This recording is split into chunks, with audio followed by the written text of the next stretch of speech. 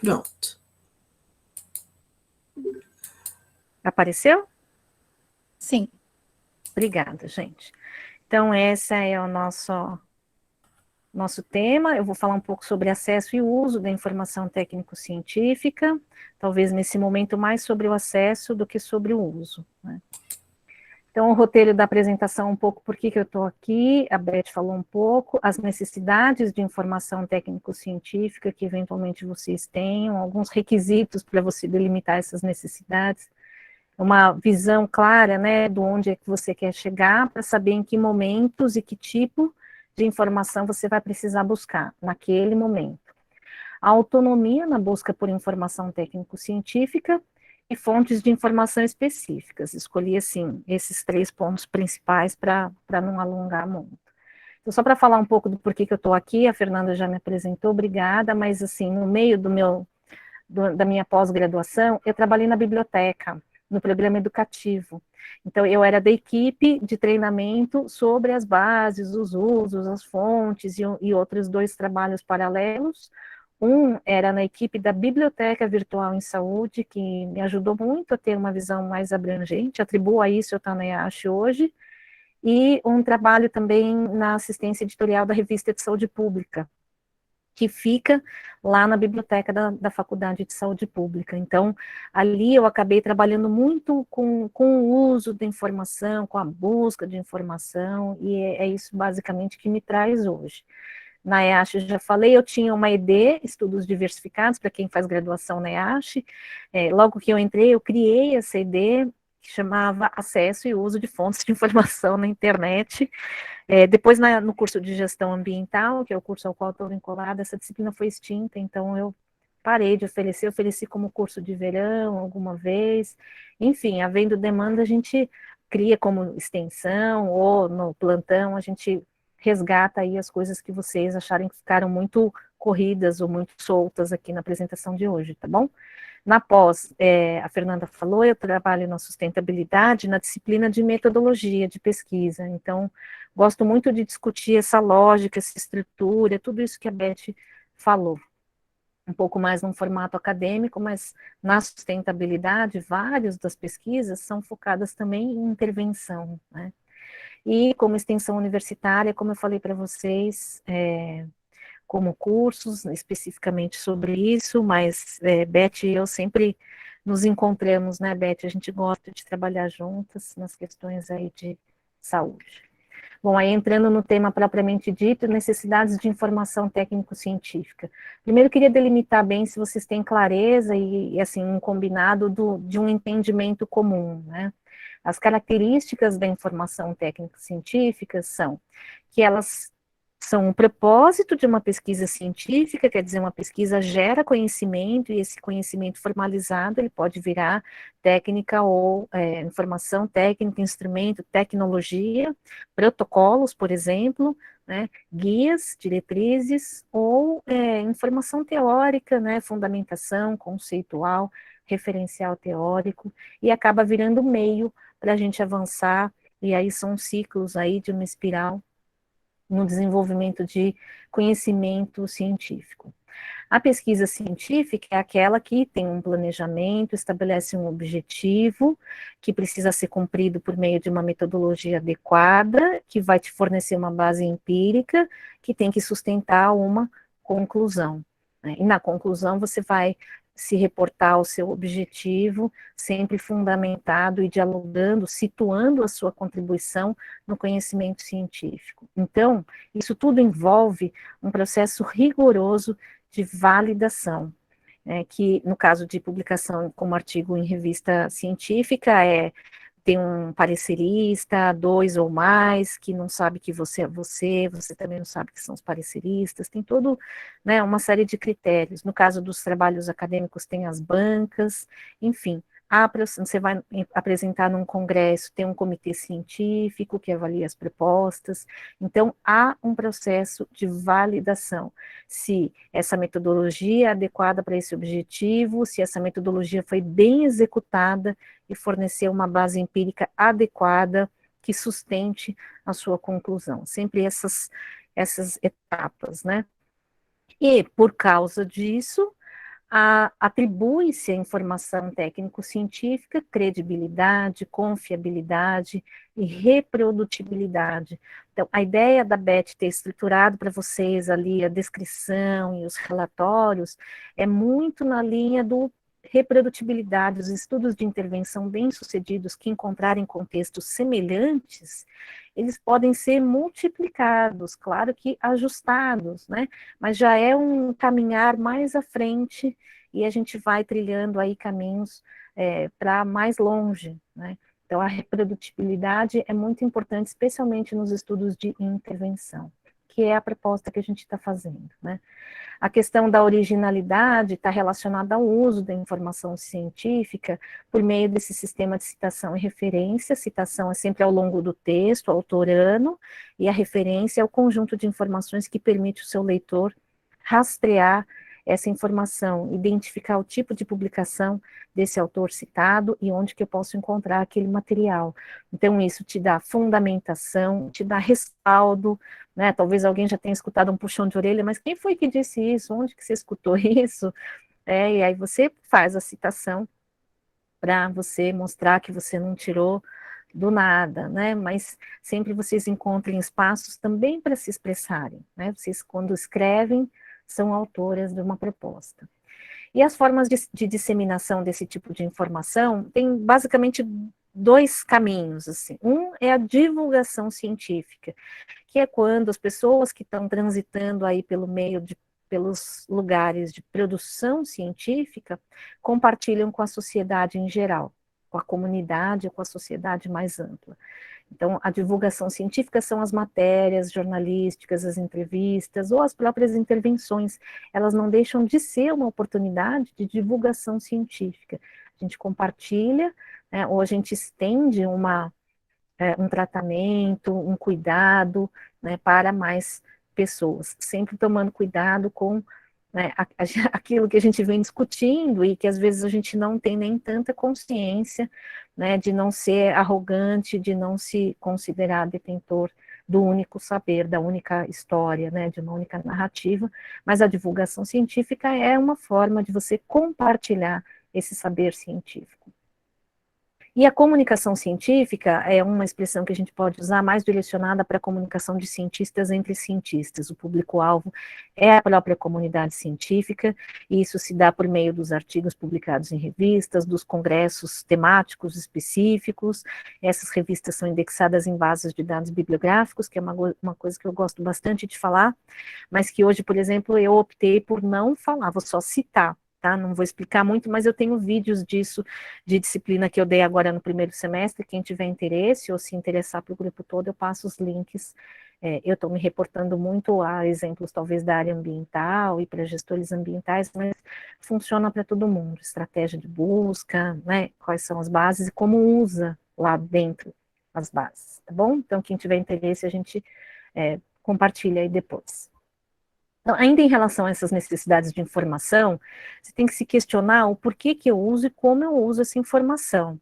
Então, nesse primeiro âmbito aqui, tem muito a ver com o que a Beth trouxe na semana passada, com qual é o contexto e o que já se sabe, por que eu estou apostando nessa intervenção, nesse cuidado, nessa técnica, nessa PIC, né? Você tem que fundamentar isso. Então, isso tem a ver com uma informação que está por trás e que vai dizer, olha, já tem estudos mostrando que é benéfico, né, que melhora, que acalma, que, enfim, que tem uma influência aí positiva, né? Então, o como que você utiliza essa informação é se você vai usar para justificativa, se você, enfim, se você vai querer replicar, fazer um material de divulgação, né, educativo, ou se você vai fazer uma intervenção diretamente junto às pessoas, tá? Em termos textuais, né, na hora de redigir uma proposta, isso aqui é na fundamentação, na justificativa, né, e o como uso é por meio do sistema de citações e referências. A gente costuma dizer de onde a gente tirou aquela informação. Para que eu preciso e onde, como encontro, que é assim, esse conjunto, né, vai te dá um treinamento, é uma curva de aprendizagem, cada projeto, cada contexto, cada grupo, a gente volta um pouco a ter as mesmas dúvidas, mas como que eu faço? Será que isso ponho na introdução, ponho na justificativa, quando tiver uma coisa que te peça isso como 2 capítulos separados, enfim. Mas com a prática, a gente vai desenvolvendo cada vez mais autonomia no uso dessa informação. Então, a gente vai trabalhar um pouco essas questões aqui. E aí aqui, olha, então como eu falei para vocês, o porquê que o uso vai ter a ver com a fundamentação, com a justificativa, com você dar mais credibilidade, né, para sua comunidade-alvo, como que usa sempre fazendo as citações e apresentando as referências. Isso também dá liberdade para quem, para o seu leitor, né, também buscar e fazer a própria interpretação dele, o uso dele, adaptar, né, para o contexto em que ele quiser usar aquilo. Para que eu preciso de informação técnico-científica? Na pesquisa acadêmica, na pesquisa científica, nas propostas de intervenção, na aplicação em contextos específicos, que é o que nos interessa mais aqui, né, dessa vez. Aí, a autonomia nessa busca, ela, primeiro de tudo que eu falo, gente, organiza o pensamento, né? Você tem que entender o que você quer fazer.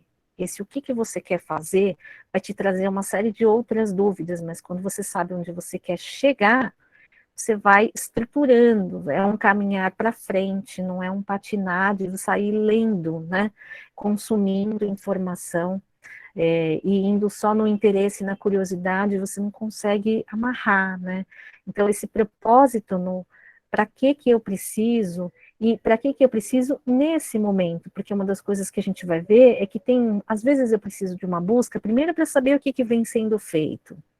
Aí, de repente, eu vou identificar nas leituras que a comunidade já foi muito exposta a tal coisa, ou a comunidade é liderança, referência numa determinada prática. Então, eu chegar lá e oferecer aquilo não tem acréscimo nenhum, né? Então, você tem uma busca de informação que é bem exploratória, que é para te ajudar a identificar o que já foi feito e o que não foi feito, o que se sabe e o que não se sabe. Então, é nessa, nesse, nesse pêndulo, né? O que se sabe, o que não se sabe, o que já foi feito, o que não foi feito, que eu vou identificar alguma coisa que seja importante, que pareça necessária, que não tenha sido feita e que eu quero fazer. Então, essa é a necessidade conceitual, ou teórica ou contextual. Depois eu vou falar, bom, eu vou trabalhar com roda de conversa. Então, pode ser que você precise fazer buscas sobre roda de conversa, não importa o assunto. Né?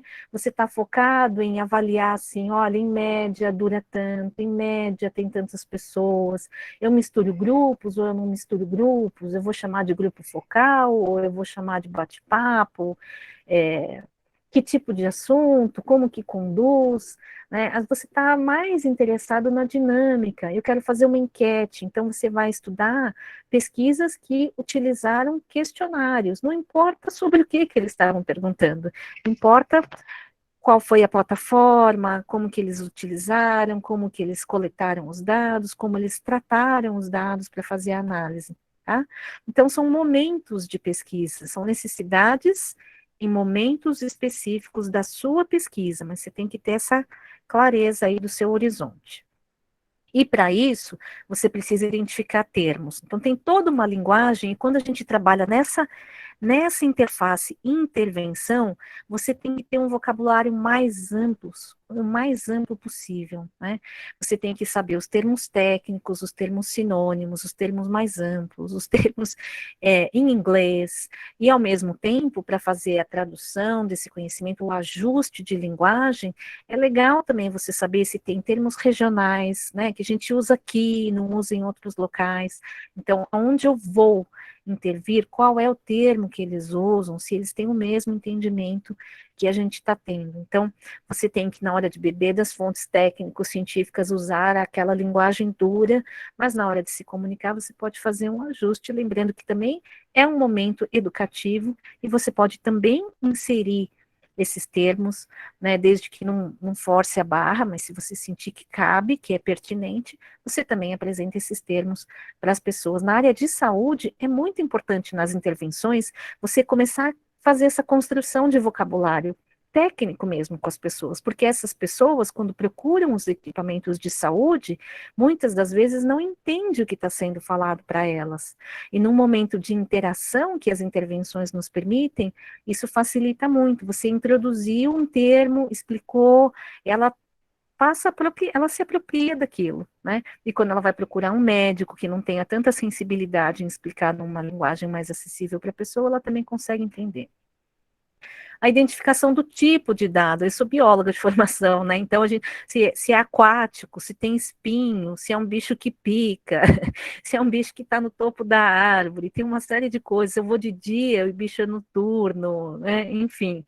Se o bicho é territorialista, como é que eu chego perto para capturar? A gente tem uma série de preocupações. Mas na área de saúde, tem uma série de outras preocupações, né? Estamos em pandemia, estou indo num lugar onde as pessoas estão adoecidas, estou indo num lugar, numa comunidade, né? Alguém tinha comentado aqui sobre ir numa ocupação, né? Você tem que ter um interlocutor às vezes, então é importante você entender o tipo de dados. Você quer perguntar como ela se comporta em relação a alguma coisa, contracepção, por exemplo, são temas sensíveis, né? Então você tem que tomar muito cuidado na abordagem das pessoas, na linguagem que você utiliza, e como eu falei na terça-feira, né, até na maneira como você se apresenta, isso às vezes pode aumentar o vínculo ou distanciar, então você tem que sentir isso daí. É um exercício de sensibilidade mesmo, não adianta ir com tudo muito programado, porque na hora H, né, a Beth tem bastante experiência nisso, as coisas podem funcionar de um jeito diferente e tudo bem, você vai ajustando. Então, quanto maior o teu repertório anterior, né, de leitura conceitual, de leitura metodológica, mais coisas você vai ter para acionar ali também num improviso. Se exige amostragem, que não vai ser o nosso caso, mas é uma questão para você pensar, se tem um tipo específico de técnica de coleta, né, às vezes a intervenção tem a ver com também coletar material biológico, amostra biológica, alguma coisa assim, como organizar esses dados, você vai com ficha, você vai entregar para a pessoa responder um questionário, ou você vai fazer uma entrevista e você preenche num tablet, num celular, tem vantagens e desvantagens. Como é que você vai apresentar esses resultados? Já estou falando um pouco do relatório, né, que a Beth tinha colocado. Às vezes organizar em gráficos e tabelas ajuda, não repitam os dados das duas maneiras, optem por aquele que enaltece, que enfatiza melhor, que torna mais claro, né, o seu dado. E como interpretar esses resultados. Que também, nos estudos de intervenção, de interação com comunidade, tem que se tomar muito cuidado, porque a gente pode estar ignorando coisas do contexto, ou da linguagem, ou da cultura, né, ou a gente pode estar ofuscado, né, por alguma crença, um apego a uma técnica, ou uma ideia, ou alguma coisa assim. A gente também é humano passível de ter limites mesmo nessas interpretações. De novo, quanto mais nutrido de leitura você tiver, maior a chance de você já ser exposto a outros pontos de vista, mas nada substitui o seu convívio, o seu conhecimento prévio sobre a comunidade que você quer abordar, no caso dos estudos de intervenção. E aí, ainda pensando na autonomia, né, dessas informações, primeiro, identificar fontes confiáveis na internet, que é um grande desafio, né? Mas o mínimo do mínimo, reparar nos domínios. Se é .edu, .org, institucional, só .br, .pt, de Portugal, do país, né? Você tem já uma noção de que se é .gov, depende do governo, mas enfim, você sabe que pelo menos é institucional, não comercial. O .com.br vai para o fim da sua fila, tá bom? Fontes, trabalhos acadêmicos, então, quando vocês forem usar teses, que eu acho que às vezes é um bom ponto de partida, eu sempre chamo isso, tome como ponto de partida. está lá em português, tem uma narrativa com começo, meio e fim, tem uma revisão bibliográfica aprofundada, porque é um trabalho que é avaliado, né, para conferir um título acadêmico para aquela pessoa. Então, observem algumas coisas para fazer o uso da informação gerada por um trabalho acadêmico. Veja a data, então, quanto mais recente, mais pertinente pode ser para o seu contexto, e se já tem publicações relacionadas. Então, isso mais nos projetos acadêmicos, eu dou sempre essa dica. Se essa tese que eu li, gostei muito, foi publicada como artigo, a mesma informação está presente na tese, no artigo, eu cito o artigo. Eu recomendo que se cite o artigo. Tem revista que nem aceita a citação de teses, de trabalhos acadêmicos, teses ou dissertações. Mas para a gente ler é gostoso, é passível de erro, então sempre tem um orientador, um tutor para te dizer, leia esse que é legal. E é de fato muito legal. Leiam com carinho a lista de referências, porque é um abrir de portas, já é um filtro, né, bastante selecionado e atualizado, por isso que eu falo para olhar a data. Fontes institucionais, então, o que nesses domínios de internet, né, .gov, .org e tal, você pode olhar, bancos de dados, tem que saber se você vai ter acesso ou não, se o acesso é restrito, verifica se tem um contátil-nos e você pode se apresentar, solicitar, falar, olha, a propósito é intervenção, é pesquisa acadêmica, às vezes você consegue senhas provisórias para determinados tipos de acesso, ou um filtro, né, de um pedaço daquele banco de dados que você tenha justificado que você precise. Relatórios, notas técnicas, legislação, etc. Então, as fontes institucionais servem muito para levantar esse tipo de informação, eu trouxe algumas. E as fontes de revistas científicas, para fazer aquele levantamento mais teórico, conceitual ou mesmo metodológico, são as chamadas bases de dados bibliográficos. Scopus, Web of Science, PubMed. Na área da saúde eu destacaria essas três. Vocês adoram Cielo, eu vou falar da Cielo depois, mal. Na verdade, a Cielo é legal, mas o recurso de busca dela é muito limitado. Então, sempre funciona, o que tem de melhor na Cielo está nas outras bases. Vá nas bases que você vai conseguir trabalhar melhor, refinar melhor os seus dados. Fontes institucionais específicas, já estou indo aí para essa parte. Então, se você tiver que caracterizar um município, especialmente se você tiver que comparar, por exemplo, dois municípios no estado de São Paulo, eu recomendo o perfil municipal do SEAD. Eu pus o link aqui para vocês, daqui a pouco eu ponho no chat para quem quiser. Helene, Oi. só um minutinho, só para não seguir e não perder, o pessoal está pedindo aqui no chat para falar de novo das bases. Acho que repassar essa parte de novo, por favor. É a escola, a mais importante na área de saúde humana é PubMed. Depois eu colo os links no chat para vocês, tá? A outra base importante para quando você quiser discutir assim, contexto latino-americano é a LILAC, não falei antes, mas falo agora, é literatura latino-americana e do Caribe em ciências da saúde. Então, tudo que tem de melhor na Cielo vai para a Lila, que são bases que trabalham muito conjuntamente, e duas bases interdisciplinares. Então, quando você estiver na interface educação, antropologia, outras áreas, são a Scopus e a Web of Science. Tá? Então, de Web of Science e Scopus eu tenho um vídeo, e de estratégias de busca em várias bases eu tenho um vídeo também. Então, estou fazendo o milagre da multiplicação aqui. Já pediram um vídeo aqui, aí eu falei que depois a gente pega contigo, né? Tá bom, eu passo sim, eu compartilho. E aí no plantão vocês também podem trazer as dúvidas. Buscar em base é um negócio que é prática, você tem que testar e as dúvidas surgem, né? Então é legal trocar ideias sobre isso. E aí, se você tiver que caracterizar o meu lugar, né? Vou estudar São Paulo, vou estudar Botucatu, estudei em Botucatu, eu sempre ouço com carinho, que Botucatu, meu olho já brilha, já anteno. Características de município, eu gosto de, assim, peço que vocês usem perfil municipal e não o site da prefeitura. Porque o site da prefeitura, ele pode estar um mais atualizado do que o outro, ele pode ter um viés de partido político desse prefeito e não do outro, ele está enfatizando algum dado, ou ele está com um dado um pouco mais avançado, enfim, se vocês olharem, gente, pelo IBGE, pelo SEAD, pelo próprio site da prefeitura, nem a área do município bate, é impressionante. A área e tamanho da população já não bate, né?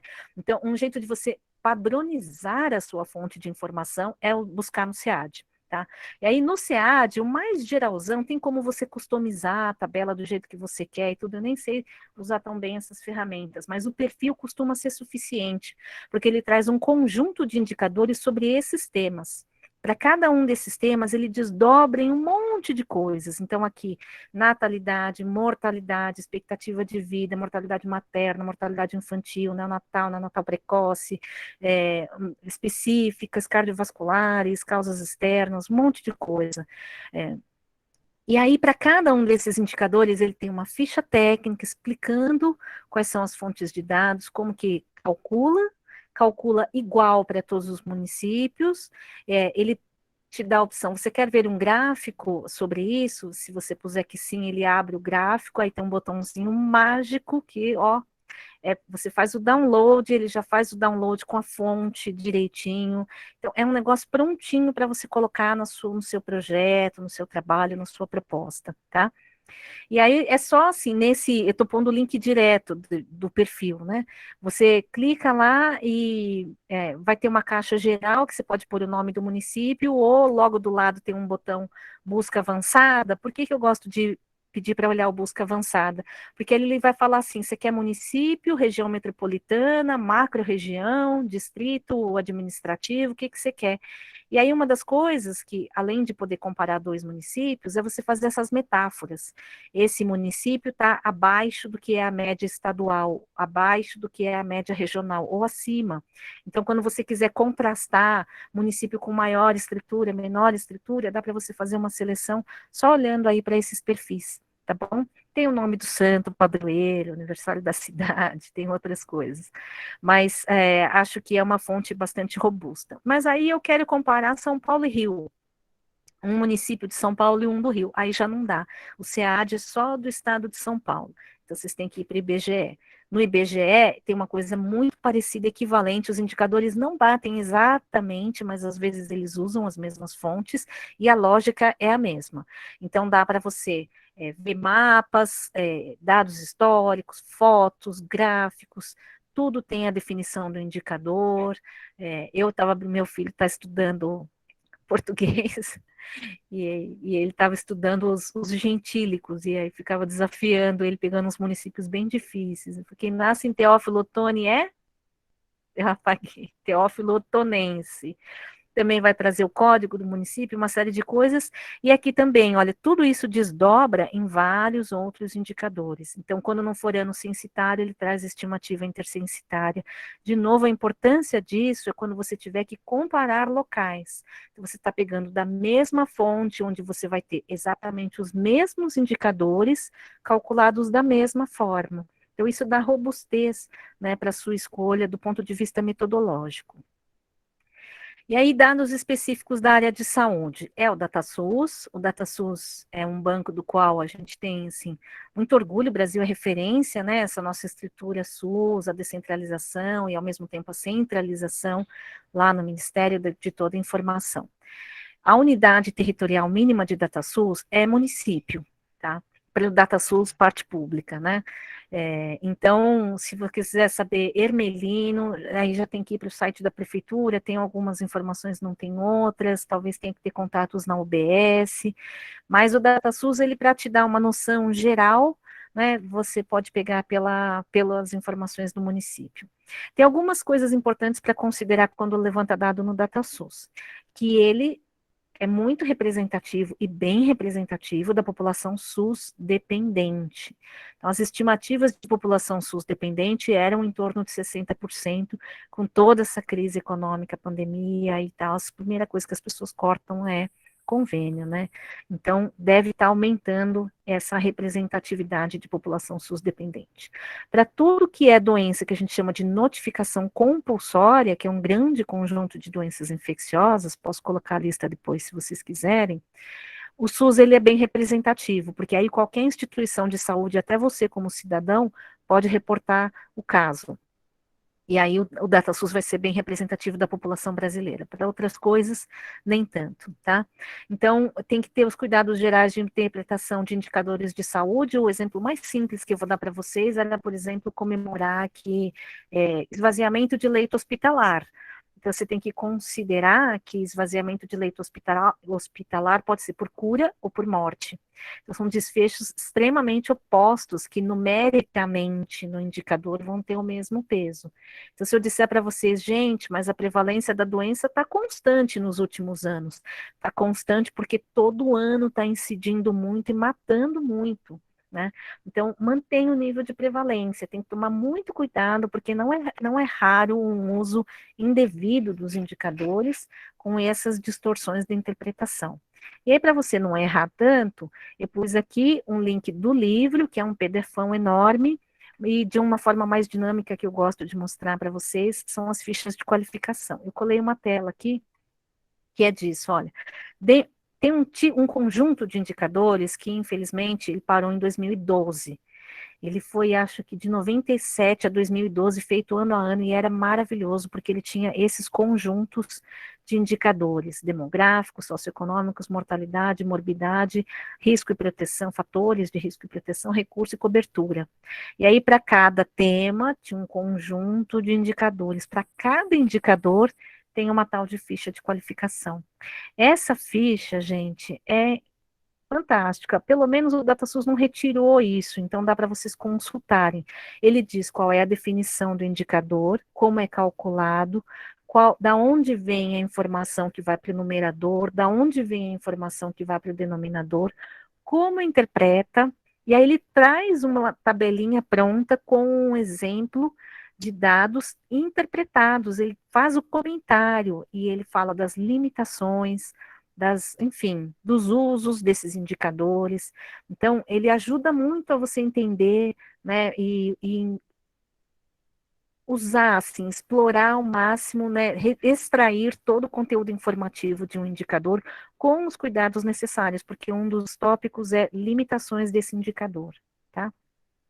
Então, também, ó, eu fiz a listinha dos links lá para a gente colar depois. A gente pode, na hora da conversa, ir abrindo.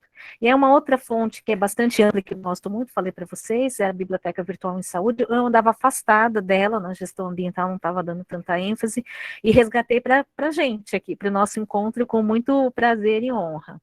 Então, eu estou assim, é como se eu estivesse na tela da biblioteca virtual, eu pus o endereço depois ali embaixo, e aí se eu descer na página, vai aparecer aqui, ó, áreas temáticas. Em cada área temática, ele vai trazer um conjunto de publicações, e já é um filtro. Gente, olha para essas áreas, quantas áreas podem interessar para a gente aqui? Só aqui. E aí, aquela informação, aquele levantamento, ele vai trazer aqui para vocês já feito, sobretudo com alguma ênfase em países latino-americanos. Então, para nós é super pertinente, tá? Recomendo bastante. É a partir de um tema desse que você clica, ali à esquerda vai aparecer assim, por país, por subtema, por tipo de publicação, por ano de publicação. Então, dá para você ir filtrando se tem o acesso ao texto completo na internet ou não. Aí você vai selecionando nas caixinhas, ele vai filtrando para você o que você quer, tá bom? Descendo um pouco mais, tem isso aqui. E isso aqui eu queria deixar como sugestão para quem está perdido ainda no tema. Tenho dicas em saúde, que ele vai trazer tudo quanto é doença, e aí para cada doença ele traz uma explicação geral, prevalência, diagnóstico, tratamento, ele traz aquela informação assim meio que ficha técnica, né, que te ajuda a entender se é importante, se não é importante, se tem grupo de risco, se já existe tratamento, se é prevenível, como é essa prevenção. E o Datas em Saúde, que é um sonho, eu estou conseguindo começar a desenvolver aí com, talvez num projeto de extensão com a escola das crianças.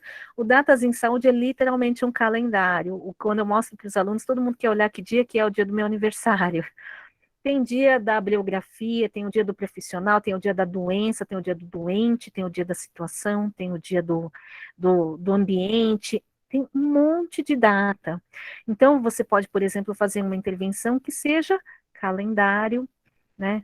Ou pode pegar um tema, ou pode pegar alguma coisa específica por mês, né? Ou então pegar todas as datas relacionadas à nutrição, todas as datas relacionadas à saúde materno-infantil, e trabalhar um cardápio, né? De possibilidades aí de informação, tá? Então, de tudo isso que está aqui, A galeria de ministros eu até dispenso, mas enfim, especialmente por conta dos últimos, né? Mas datas em saúde, dicas em saúde, acho que são as coisas mais legais. Eventos pode ser interessante para vocês, porque é isso, é congresso, é curso online, é treinamento, enfim, várias coisas. E aqui, ó, gente, legislação básica do SUS, legislação de saúde, comutação é para solicitar publicações, e pesquisa bibliográfica legislativa também é uma fonte que pode ser importante para vocês. Então, eu pus aqui um coraçãozinho nessas aqui que eu gosto mais, e esse é o endereço da biblioteca. Essa biblioteca aqui, gente, é a do Ministério, tá? Do Ministério da Saúde. Tem um link, Coleciona SUS, será? Que ele tem todos os materiais de campanha. Então, você pode também trabalhar com isso, já assim, aqueles folders, os cartazes e tudo mais das campanhas oficiais do Ministério, vocês encontram aqui. O que mais? Aqui é o portal geral da BIREME, desculpa, então eu entrei primeiro na Biblioteca do Ministério, esse é o portal geral da BIREME, que é a Biblioteca Regional de Medicina, hoje se chama Biblioteca Virtual em Saúde Pública, em Saúde, que é a geralzona. E aí, de novo, também, aqui vocês vão olhar, tudo vai dar, olha só, tem uma série de bibliotecas temáticas, tem vários eventos, vão olhando aqui, vocês vão ver que várias coisas, ó, porque a amamentação é responsabilidade de todos, porque agosto, né, mês da amamentação, aleitamento materno, enfim. Então, todas aquelas datas lá, elas acabam tendo sempre algum material educativo lá na biblioteca do Ministério, sobretudo, mas aqui também na Bireme pode ter. Aqui dentro, o que eu gosto de mostrar para vocês é o Vitrines, que eu acho que ele traz isso, né, um conteúdo relevante, ele já traz um filtro de alguns temas específicos. Recursos educacionais, ele vai remeter vocês para os cursos online que estão acontecendo, pagos ou não, mas ele traz essa informação para vocês. O repositório, eu não gosto, eu acho que ele não funciona muito bem. Eu testei, assim, são algumas coisas que já tem busca feita e eventualmente se encaixar direitinho com a sua necessidade de busca, pode ser que funcione. Mas eu gosto mais que vocês tenham autonomia, saibam elaborar as próprias estratégias e usar as mesmas estratégias nas várias bases, tá? O localizador de informação à saúde é um filtro Google. Eu trabalhei nessa fonte, era isso. Eu ficava navegando e criando as sugestões dos usuários que eles postavam lá no Fale Conosco, verificava a estabilidade do link, se aquilo era institucional, se era confiável. Eu fazia uma validação daquilo como uma fonte confiável e se sim, ela vem parar aqui. Então, o LIS é um filtro Google somente de coisas da saúde. Dá para você pesquisar banco de imagens, guias e diretrizes, pesquisas, cursos, sites, entre outras coisas. Então, ele desdobra vocês aí para muitas outras fontes de informação. Esse é o endereço geral da Biblioteca Virtual em Saúde, a grandona. E aí, nas bases de dados bibliográficos, que são as bases duras que eu falei para vocês, PubMed, você acessa, escreve lá pubmed.gov, você vai cair numa tela mais ou menos assim, tem uma série de campos, as buscas têm que ser feitas em inglês, ele funciona com booleanos, que é esse and, or e not. Se vocês tiverem dúvida, a gente explica isso um pouco melhor. E o que eu mais gosto dessa base é que ele tem esse botão aqui, Add to History. Então, eu boto uma estratégia, que se eu puser assim, HIV, e for no search, ele vai ficar um tempão carregando a página, porque já tem milhões de publicações sobre isso. Se eu ponho Add to History, ó, ele vai pondo nessa tabela para mim. Então, se eu coloco só Eduque Sustainable, esse asterisco é um símbolo de truncamento ou truncagem, quer dizer que ele pega a raiz de palavra. Então, ele vai pegar aqui sustainable, sustainability. E aqui ele vai pegar education, educator, né? Ele pega todos os derivados. 12.000 eu não vou olhar, né? Mas aí se eu ponho só, olha, não pega no geral, pega só em palavras do título, né? Aí ele já cai bastante. Então aí eu clico aqui, ele já abre só aquele grupo. Então eu vou testando estratégias aqui. E eu comparo uma com a outra aqui na tela mesmo e abro só a hora que eu achar que está razoável e que eu vou ter disposição e tempo para olhar pelo menos os títulos das publicações. A Web of Science e a Scopus, que eu mencionei para vocês, essas são de acesso restrito. Nesse momento, pandemia, tem que ter o VPN instalado. Nesses vídeos que eu mencionei para vocês, eu mostro o link de onde vocês podem baixar o VPN, quem não tem ainda. Tem que ter número USP, tá? E a Lilacs, né? Que a Lilacs engloba o que tem de melhor na Cielo, então procurem sempre, ó, a Lilacs está aqui. E a Lilacs hoje tem um jeito de buscar que é bem legal também, que ele já vai assim, o que você quer? Ele tem umas... Eu também não gostei muito, mas às vezes ela resolve para um levantamento bem exploratório, ele resolve, ele vai te fazendo perguntas. Qual é a sua necessidade? O que você quer? Diagnóstico, prevenção ou não sei o que lá? E aí você seleciona um, ele te abre outras opções. Dentro desse aspecto, você quer isso, aquilo, aquilo. Você seleciona e ele te traz um resultado. Mas ele tem para poucos temas, ele está bastante limitado ainda. Então, fora isso, ele vai ter um formulário desse tipo, de caixinhas. Todas as caixinhas hoje tem um botão, adicione mais uma linha, e dá para estruturar. Mas aqui vocês têm que ter ciência de que a busca tem que ser feita em inglês, o que se recuperar vai estar majoritariamente em inglês. Então, avalie se é o seu momento e a sua necessidade de informação. A Lilacs já vai ter muita coisa em português e muito mais ainda em espanhol. Então, se idioma pode ser uma barreira para vocês, a Lilacs vai ter de tudo. A Lilacs tem livro, tese, trabalho de congresso, trabalho acadêmico, report, né, relatório da OPAS, da OMS, documento técnico, entre outras tantas fontes, tá bom? As dicas finais. Conhecer o maior repertório possível de termos, termos mais amplos, por exemplo, AIDS, termo mais amplo, IST, né? Termos equivalentes, AIDS, síndrome da imunodeficiência adquirida, quer dizer, sigla e tal, SIDA, né, que ainda em espanhol eles falam SIDA, outras raízes de palavra, por exemplo, criança, infância, né, puerpério, se forem bem pequenos, lactente, percebe que são palavras completamente diferentes, mas que podem te levar ali para os mesmos tipos de assunto, termos mais específicos, termos técnicos, e quando vocês forem fazer estudos de intervenção, termos do senso comum, dos regionalismos, do seu idioma, de outros idiomas, para usar nas bases, na Lilacs, às vezes funciona também. Ajuda a obter informação nas bases mais duras, saber os termos em inglês, e para fazer a divulgação, você tem que fazer os ajustes de linguagem na hora de conversar com a comunidade em geral. Comunicação em geral, comunicação em saúde é passível de comunicose. Eu gosto, sempre falo isso, esse trocadilho, né? Comunicose é doença, pode ser contagiosa, pode ser grave, pode ser fatal, né? Então a gente tem que evitar isso. Então, veja só, peguei um exemplo bem simples. Você faz uso de algum remédio ou medicamento? Uma pergunta, né? Podia estar soltando um questionário para as pessoas responderem. Aí a pessoa pode estar assim se perguntando: pílula anticoncepcional? E aí, qual é a palavra que eu estou usando? É pílula anticoncepcional? É contraceptivo? Né? Vitamina? Suplemento? Bom, para mim, remédio é o chá que a minha avó faz para mim, que é amargo. É remédio? Eu vou responder sim aqui. A pomada?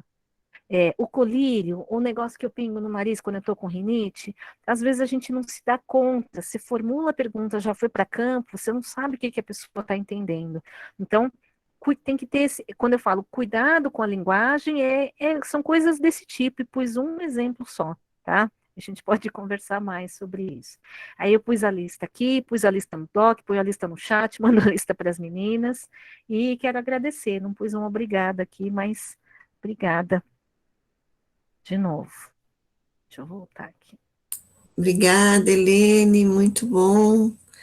Parabéns, ótima ajuda, né? Vamos abrir aí para as perguntas. Acho que eu vou parar a gravação, então, e vamos na parte do debate. Encerramos a aula da Helene por aqui, e agora ficamos numa conversa mais só do nosso grupo. Para quem